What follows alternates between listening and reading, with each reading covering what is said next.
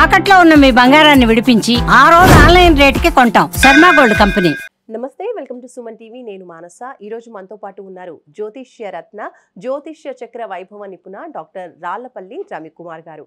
వారితో మాట్లాడదాము. ఈ మాసం రాశి ఫలాలు ఏ విధంగా ఉన్నాయో వారిని అడిగి తెలుసుకుందాం. గురుగారు నమస్కారం అండి. నమస్కారం. గురుగారు, ద్వాదశ రాశుల్లో నవగ్రహాలు ఈ మాసం అంతా కూడా ఏ స్థానాల్లో ఉన్నాయో ముందుగా తెలియచేయండి. తపోనమ్మ. శరదిందు సమాకారే పరబ్రహ్మ స్వరూపిణి వాసరాపీఠ నిలయే సరస్వతి నమస్తుతే. సుమన్ టీవీ ప్రేక్షకులకి నమస్కారం. ఈ నెల అంటే మే నెల ద్వాదశ రాశుల ఫలితాలు తెలుసుకునే ముందు ద్వాదశ రాశుల్లో నవగ్రహాలు ఎక్కడ ఉన్నాయో తెలుసుకుందాం. ముందుగా సూర్యుడు వచ్చేసి మనకి 15 మే దాకా ఉచ్చస్థానమైన మేషంలో ఉంటారు. 16 మే నుంచి మనకి వృషభ రాశిలోకి వెళ్తారు. అలాగే కుజుడు వచ్చి మనకి నీచ స్థానమైన కర్కాటక రాశిలో ఉంటాడు ఈ నెలలు కూడా. నెక్స్ట్ వచ్చేసి రాహు మనకి కుంభరాశిలోకి ప్రవేశిస్తున్నాడు 18 మే నుంచి. అలాగే కేతు కూడా 18 మే నుంచి మనకి సింహరాశిలోకి ప్రవేశిస్తున్నాడు. అలాగే గురువు వచ్చేసి మనకి మిథున్ రాశిలోకి 15 మే నుంచి మనకు వస్తున్నాడు. సో ఎప్పుడైతే మనకి గురువు ఒక రాశి నుంచి ఇంకో రాశిలోకి మారుతారో పుష్కరాలు స్టార్ట్ అవుతాయి అన్నమాట. సో నెక్స్ట్ వచ్చేసి మనకి శని ఆల్రెడీ మనకి 31 మార్చి నుంచి మేన్ రాశిలోకి ప్రవేశించాడు. కాబట్టి ఇప్పుడు మేన్ రాశిలో శని ఈ మాసం అంతా ఉంటాడు. అలాగే బుధుడు వచ్చి మనకి మేషరాశిలో ఈ నెలలాళ్ళు ఉంటాడు. బుధుడు నీచత్వం కూడా వెళ్ళిపోయింది మనకి. మొన్నదాకా నీచలో ఉండి కూడా బుధుడు కూడా నీచత్వం వెళ్ళిపోయి మేషరాశిలోకి ఈ మాసం అంతా ఉంటాడు. అలాగే మనకి శుక్రుడు వచ్చేసి మేన్ రాశిలో ఉచ్చస్థానంలో ఈ మాసం అంతా ఉంటాడు. ఈ నెల మెయిన్గా ఏంటంటే 3 మేజర్ గ్రహాలు, మెయిన్ గ్రహాలైన గురువు, రాహు, కేతువులు మనకి రాశులు మార్పు చెందాయండి. ఉదాహరణకి గురువు మొన్నటిదాకా వృషభ రాశిలో ఉన్నవాడు 15 మే నుంచి మిథున రాశిలోకి ప్రవేశించడం. అలాగే రాహు మనకి మేన్ రాశిలో ఉన్నాడు ఏనార్థం నుంచి. అతను 18 మే నుంచి మేన్ రాశి నుంచి కుంభరాశిలోకి ప్రవేశించాడు. ఏనార్థం అంతా ఇక్కడే ఉంటాడు. అలాగే గురువు సంవత్సర కాలం అంతా మిథున రాశిలో ఉంటాడు. అలాగే కేతు వచ్చేసి మనకి కన్యా రాశి నుంచి సింహరాశిలోకి ప్రవేశించాడు ఈ 18 మే నుంచి. సో ఈ ఏనార్థం అంతా కూడా సింహరాశిలోనే కేతు ఉంటాడు. ఇవ్వండి ద్వాదశ రాశుల్లో మనకి నవగ్రహాలు ఈ మాసం అంతా ఇక్కడ ఈ స్థానాల్లో ఉంటాయి. గురుగారు, మేషరాశి వాళ్ళకి ఈ మాసం అంతా కూడా ఏ విధంగా ఉండబోతోంది? తప్పకుండా. మేషరాశి అనగానే ముందుగా మనకి అశ్విని 1, 2, 3, 4 పాదాలు, భరణి 1, 2, 3, 4 పాదాలు, కృత్తిక 1వ పాదం. ఈ రాశి వారికి మొన్నటిదాకా చాలా బాగుందని చెప్పుకోవాలి. ఎందుకంటే రాహుబలం కానీ, కేతుబలం కానీ, గురుబలం కానీ, శని బలం కానీ 4 గ్రహాల బలాలు పరిపూర్ణంగా ఉండేవి. ప్రస్తుతం ఏంటంటే రాహు 18 మే నుంచి మనకి లాభస్థానంలో, అలాగే కేతు వచ్చేసి పంచమ స్థానంలో. ఇవి 2 పరిపూర్ణంగా బలాలు బాగా ఉన్నాయి. శని వచ్చేసి మనకి వ్యయ స్థానంలోకి ప్రవేశించాడు 31 మార్చి నుంచి. దీన్ని ఏలినాటి శని అంటారన్నమాట. మన రాశి నుంచి 12వ రాశిలో ఉన్నప్పుడు 2.5 సంవత్సరాలు, మన రాశిలో వచ్చినప్పుడు 2.5 సంవత్సరాలు, మన తర్వాత రాశిలోకి ప్రవేశించినప్పుడు 2.5 సంవత్సరాలు.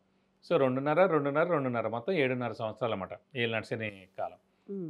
కాబట్టి వీళ్ళకి 31 మార్చి నుంచి మేషరాశి వారికి ఏలినాటి శని ప్రారంభమైంది. అలాగే మొన్నటిదాకా మనకి 14 మే దాకా గురుబలం ఉంటుంది. 14 మే దాకా గురుబలం ఉంటుంది. ఎందుకంటే ద్వితీయ స్థానంలో ఉన్నాడు కాబట్టి. 15 మే నుంచి మనకి తృతీయ స్థానంలోకి వెళ్ళిపోతున్నాడు అనమాట. సో గురుబలం తగ్గుతుంది. సో గురుబలం, శని బలం మేజర్ గ్రహాలైన గురు, శని బలాలు తగ్గుతున్నాయి కాబట్టి కొంచెం మిశ్రమంగా ఉంటుందని చెప్పుకోవాలి. ఏలినాటి శని స్టార్ట్ అయింది ఇప్పుడే.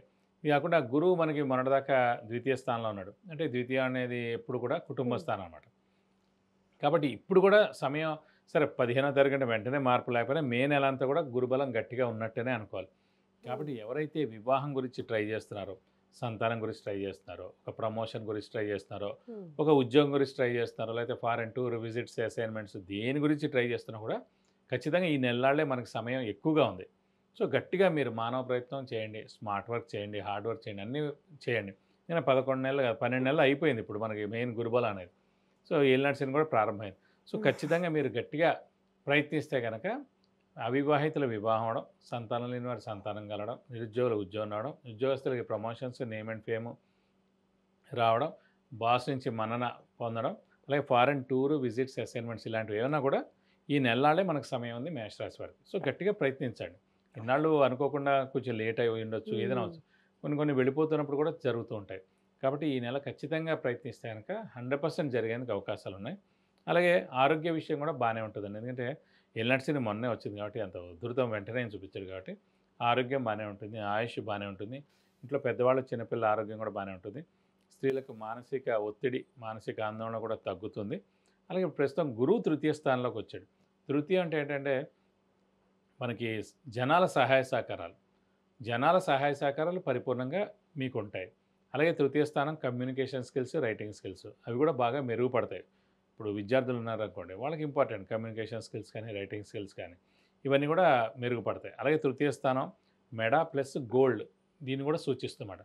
సో ఎవరైతే బంగారం కొనాలనుకుంటున్నారో లేదా ఎప్పటి నుంచో అనుకుంటున్న వాళ్ళు ఎవరైనా సరే ఖచ్చితంగా బంగారం కొనేందుకు అవకాశాలు 100% ఉన్నాయన్నమాట.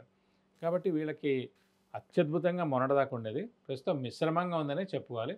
కాబట్టి ఈ నెలలు కూడా మిశ్రమంగా ఉంటుందని చెప్పుకోవచ్చు. ఓకే.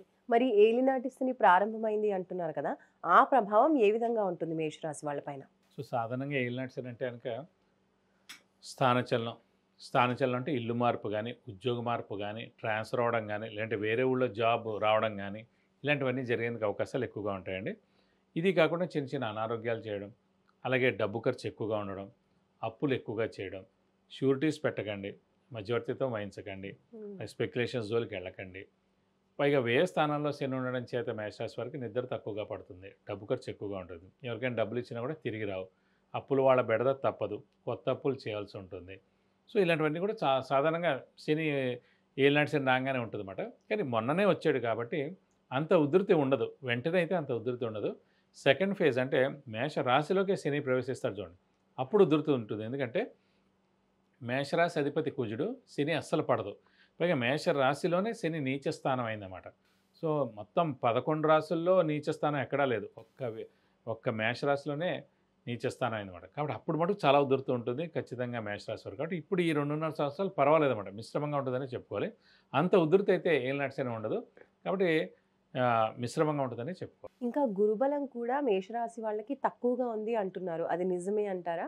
ఖచ్చితంగా అంటే మామూలుగా గురుబలం ఎలా చూసుకుంటాం అంటే మెయిన్ గురుబలం అంటే మనకి ఫస్ట్ ఉన్నత చదువు అంటే ఫస్ట్ ఆఫ్ ఆల్ ఒక ఇంజనీరింగ్ సీట్ రావాలి, అలాగే ఇంజనీరింగ్ అయిపోయిన తర్వాత ఫైనల్ సర్టిఫికేట్ రావాలి, అలాగే ఫస్ట్ ఉద్యోగం, మళ్ళీ ప్రమోషన్, అలాగే వివాహం, సంతానం, గృహం, వాహనం, ఇలాంటివన్నీ ఫారెన్ టూర్ విజిట్స్, అసైన్మెంట్స్, చిన్న బంగారం కొన్నా, ఒక బండి కొన్నా, కారు కొన్నా, ఏం కొన్నా కూడా, ఇల్లు కొన్నా కూడా గురుబలంతో చూడాలన్నమాట.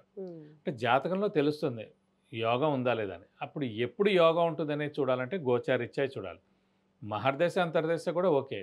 ఇప్పుడు శుక్రమాదశ నడుస్తుంది, శుక్రుడు 3 సంవత్సరాలు ఉందనుకోండి, ఆ 3 సంవత్సరాల్లో ఎప్పుడు అవుతుందని తెలుసుకోవాలంటే గోచారీత్యా తెలుసుకోవచ్చు అన్నమాట. ఫలానా ఇయర్ ఖచ్చితంగా ఈ 3 ఇయర్స్లో ఈ ఇయర్ వివాహం అవుతుంది, ఈ ఇయర్ సంతానం కలుగుతుంది, ఈ ఇయర్లో మీకు ప్రమోషన్ వస్తుంది, ఈ ఇయర్లో మీకు ఫారెన్ టూర్ వెళ్ళొచ్చు, ఇవన్నీ చెప్పచ్చు అన్నమాట. కాబట్టి గోచారీత్య మన రాశి నుంచి 2, 5, 7, 9, 11 స్థానాల్లో గురువు ప్రవేశించినప్పుడు సంవత్సరం కాలం పాటు ఉంటారు. కాబట్టి ఆ సంవత్సరంలో ఇవన్నీ జరుగుతుంటాయి. కానీ ఇప్పుడు తృతీయ స్థానంలోకి వెళ్ళాడు కాబట్టి మిశ్రమంగా ఉందన్నమాట. సో అందుకు గురుబలం తక్కువగా ఉందని అంటారు. కాబట్టి గురువు మటుకు ఈ సంవత్సర కాలం మిశ్రమంగా ఉంటుందని చెప్పుకోవాలి. ఓకే. మరి మేషరాశి వాళ్ళు ఏ పరిహారాలు పాటిస్తే ఇప్పుడు ఏలినాటి శని ప్రభావం కావచ్చు తగ్గడానికి, గురుబలం పెరగడానికి ఆస్కారం ఉంటుందంటారు? ప్రస్తుతం అయితే ఏలినాటి శని ఉధృతి అంత వెంటనే అయితే ఉండదు కాబట్టి గురుబలమే మనం కొంచెం తక్కువగా ఉంది కాబట్టి గురువుకే మనం పరిహారాలు చేసుకుంటే మంచిదండి. ముఖ్యంగా గురువు బాలేరు కాబట్టి మిశ్రమంగా ఉంది కాబట్టి దత్తాత్రేయ స్వామిని ఎక్కువగా ఆరాధించడం, ప్రతిరోజు దత్తాత్రేయ స్వామి అష్టోత్తరం చదువుకోవడం, అలాగే మనకి ప్రతి గురువారం ఉపవాసం ఉంటే చాలా మంచిది. అలాగే దత్తాత్రేయ స్వామి టెంపుల్కి ప్రతి గురువారం వెళ్ళి 41 ప్రదక్షిణాలు చేస్తే చాలా మంచిది. అలాగే ఇక్కడ మన గానగాపూర్ అని కూడా ఉంది, సో గానగాపూర్ కూడా వెళ్తే గురువారం రోజు మంచిది. అలాగే పౌర్ణమి వెళ్ళినా కూడా చాలా మంచిది, అమావాస్య కూడా చాలా మంచిది, ఏకాదశి కూడా మంచిది. గురువారం కానీ పౌర్ణమి కానీ 2 కలిసి వచ్చినా కూడా వెళ్తే కూడా చాలా ఉత్తమం.